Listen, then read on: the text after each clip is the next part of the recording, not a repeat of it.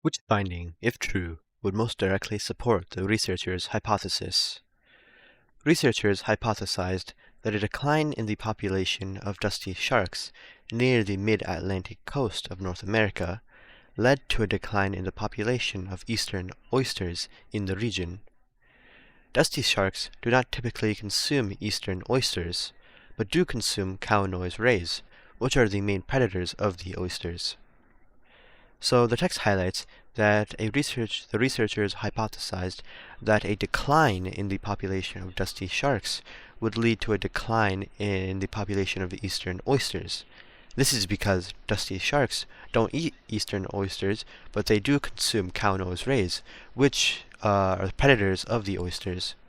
So it's logical to assume that a decline in the dusky sharks would mean an increase in the number of cow-nose rays, because dusky sharks eat cow-nose rays, and with less dusky sharks, there will be more cow-nose rays. And because there are more cow-nose rays, that means there would be less eastern oysters, because the cow-nose rays eat these eastern oysters. So let's use this information to find which of these answer choices is correct. A. Declines in the regional abundance of dusky sharks prey other than cow-nose rays are associated with regional declines in dusky shark abundance.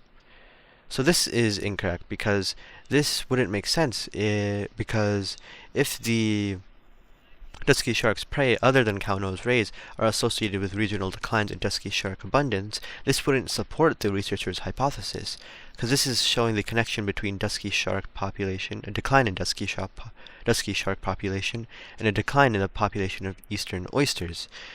Option choice A doesn't mention eastern oysters at all, or even cow-nose rays, other than to say that there is a regional decline in the abundance of other dusky shark prey. So because this doesn't support the researchers' hypothesis, we can eliminate option choice A. B. Eastern oyster abundance tends to be greater in areas with both dusky sharks and cow-nose rays than in areas with only dusky sharks. This is incorrect, because this wouldn't support the hypothesis that a decline in the population of dusky sharks would lead to a decline in the population of eastern oysters. This is because the option choice says that eastern oysters are more abundant in areas with both dusky sharks and cow-nose rays than in areas with only dusky sharks. That means that cow-nose rays aren't responsible for a decline in the population of eastern oysters, but this wouldn't make sense, because cow-nose rays are predators of oysters, so more cow-nose rays would mean a decline in the population of eastern oysters, but this is not what option choice B says. Therefore, it does not support the hypothesis, and so we can eliminate option choice B. C. Consumption of eastern oysters by cow-nose rays in the region substantially increased before the regional decline in dusky shark abundance began.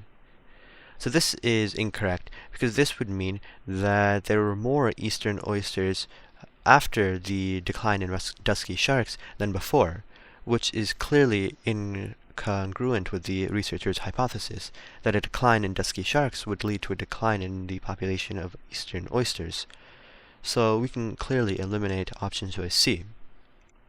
D. Cow-nose rays have increased in regional abundance as dusky sharks have decreased in regional abundance.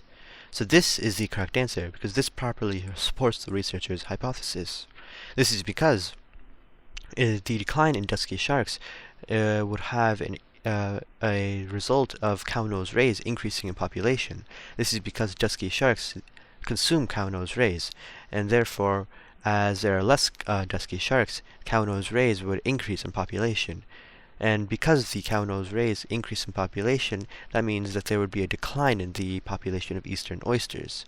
So overall, the decline in dusky sharks would lead to a decline in the population of eastern oysters. So with that, we know that the correct answer is D.